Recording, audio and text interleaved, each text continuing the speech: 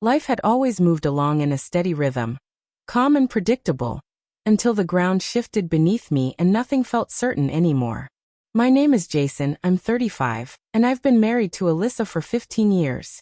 Together we have a son, and up until recently, our life had been quiet, familiar, and comfortable.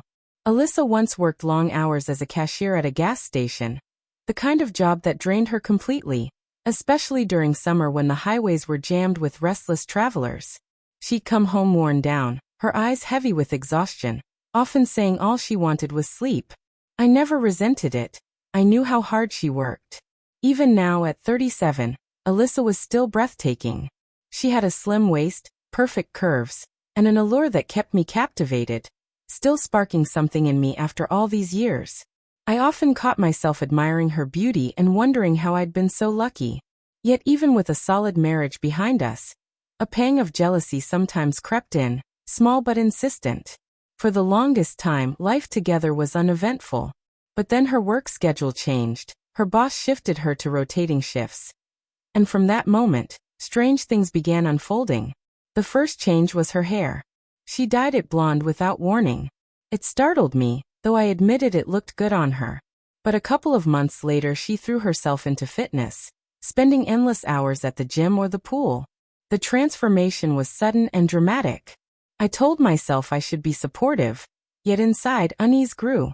One afternoon while tidying the bedroom, I stumbled across something that made my stomach twist, a set of bright red lace lingerie, complete with daring cutouts. My hands trembled as I held it up. Alyssa had never once worn anything like this for me.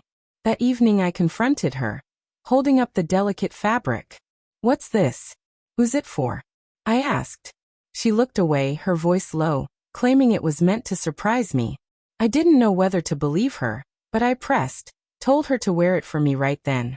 To my surprise, she didn't hesitate. She slipped it on willingly, almost eagerly. What followed was one of the most passionate nights we'd shared in years. For a moment, I let myself believe her, but doubt gnawed at me deep inside. Most men might have taken it as a blessing. My wife suddenly radiant, dressing in daring outfits, buying expensive lingerie, wearing perfume, makeup, and becoming more affectionate than ever. She was bolder, more playful, initiating intimacy like never before. But I couldn't shake the feeling that something else was at play. I began snooping through her phone, reading her messages, scrolling through social media, checking her emails. Nothing. Not a trace. It didn't add up. My instincts screamed there was more beneath the surface. Desperate, I turned to a coworker who was good with tech. I didn't flat out say I suspected Alyssa of cheating, but I hinted I needed help tracking certain online activities.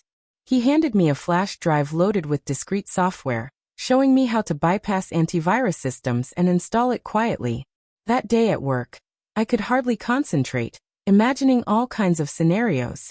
But my boss dumped piles of work on me, forcing me to stay late. By the time I got home, I was drained.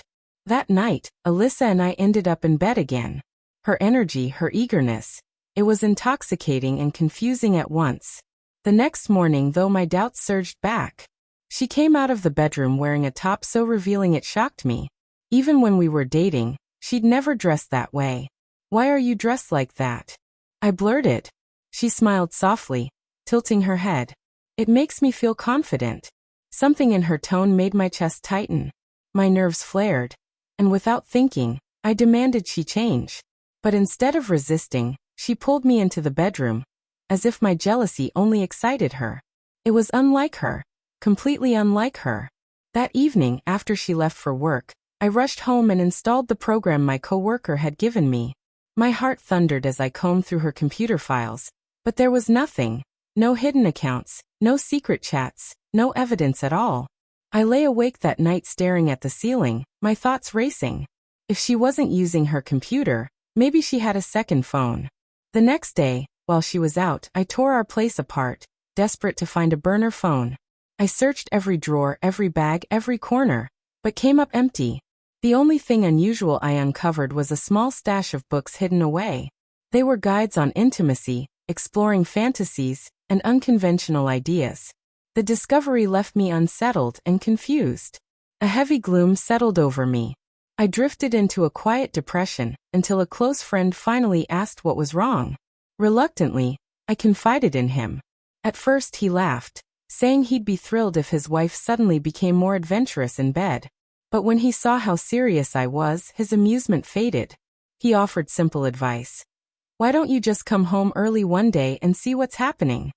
The suggestion struck me like lightning. How had I not thought of that? The very next day, I told my boss I felt sick and left work early. My heart pounded as I hurried home. As soon as I walked through the door, I froze.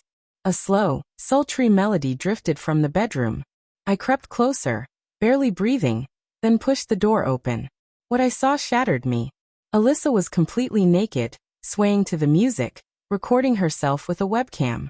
In one hand, she held a toy, something intimate I had never seen before, something I hadn't even found during all my searches.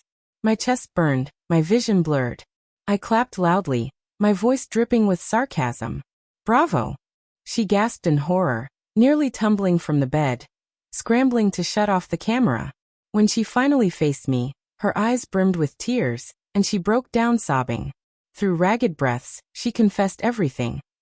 How for the past 3 months she had been live-streaming explicit performances online. Some men even sent her money, though she swore it wasn't about cash. She said it gave her a rush, made her feel free, powerful, and alive in a way she never had before. Each word twisted my gut. I turned to walk away, but she clutched my arm trembling. I love only you, she cried. I would never cheat on you physically. I yanked free, my voice cracking with rage. Why do you need strangers to watch you just to feel sexy? Couldn't you dance for me instead? Her mascara streaked down her face as she whispered. It's not the same. Doing it for you doesn't give me that same rush. The adrenaline.